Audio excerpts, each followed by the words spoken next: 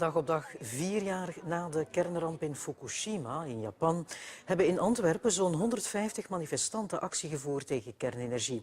Dat deden ze met een zogeheten flashmob. De manifestanten speelden een nucleair ongeval na en wilden laten zien dat een radioactieve besmetting niet ongedaan kan worden gemaakt. De actie ging uit van enkele linkse organisaties en van de milieubeweging.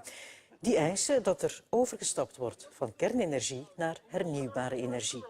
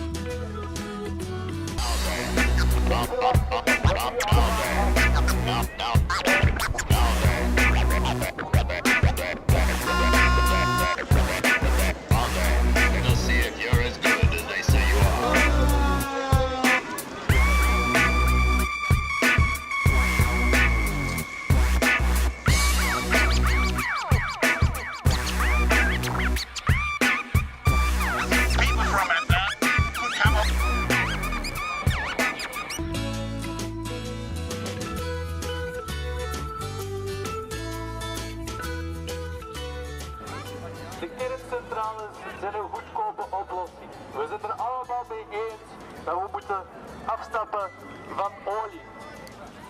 Vandaag doen wij in samenwerking met Greenpeace en Climactie en EcoCot een flashmob tegen kernenergie.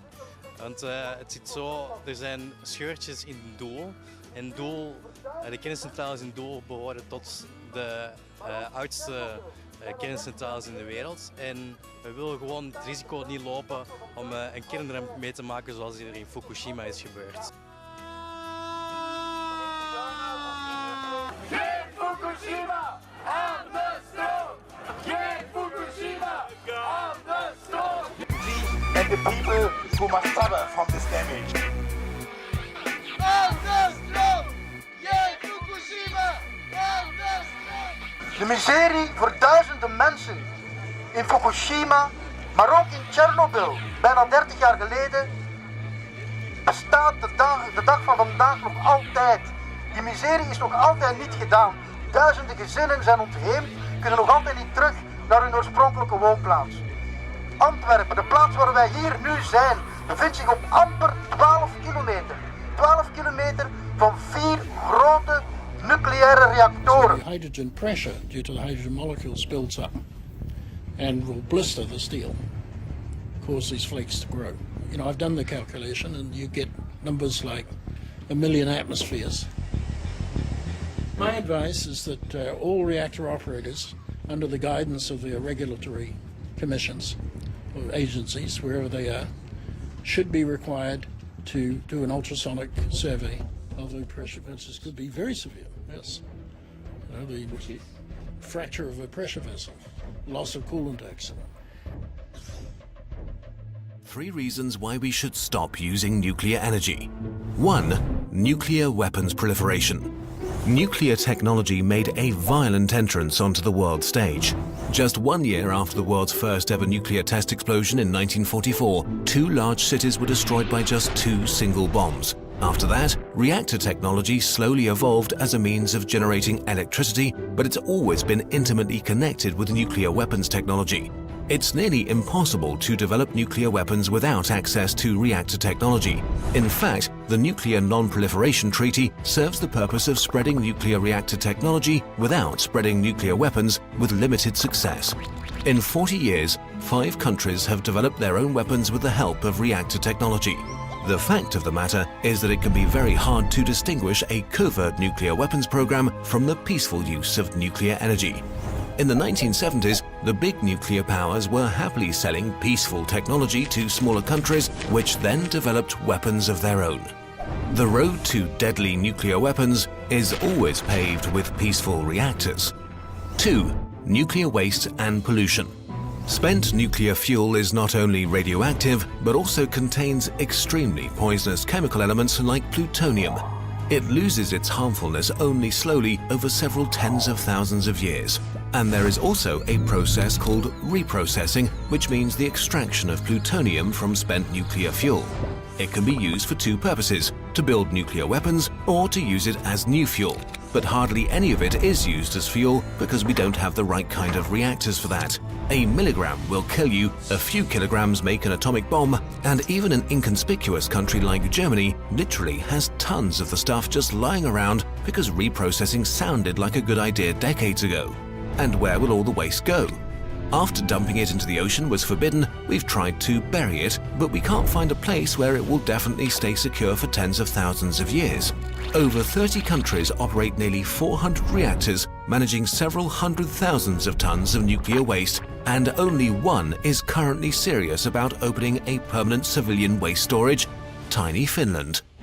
3. Accidents and disasters.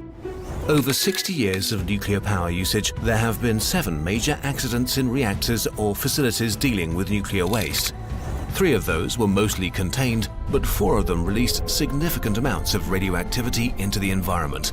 In 1957, 1987 and 2011, large areas of land in Russia, Ukraine and Japan were rendered unfit for human habitation for decades to come. The number of deaths is highly disputed, but probably lies in the thousands. These disasters happened with nuclear reactors of very different types in very different countries and several decades apart. Looking at the numbers, we may as well ask ourselves, are 10% of the world's energy supply worth a devastating disaster every 30 years? Would 30% be worth another Fukushima or Chernobyl somewhere on Earth every 10 years? What area would have to be contaminated so we say no more? Where is the line?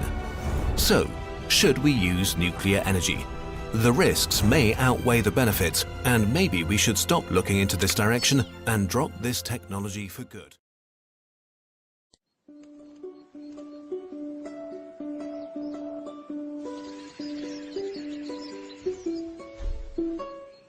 I love the mountains, I love the rolling hills, I love the flowers, I love the daffodils, I love the fireside when the lights are low. Boom-de-yada, boom-de-yada, boom-de-yada, boom-de-yada, boom-de-yada, boom-de-yada, boom-de-yada, boom.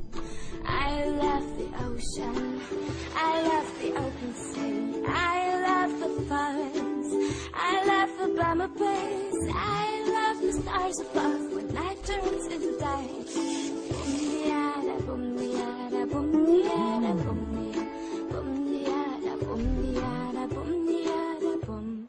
I love the sunshine, I love the butterflies, I love the wind blow, I love the river flow, I love the city lights when the moon is high.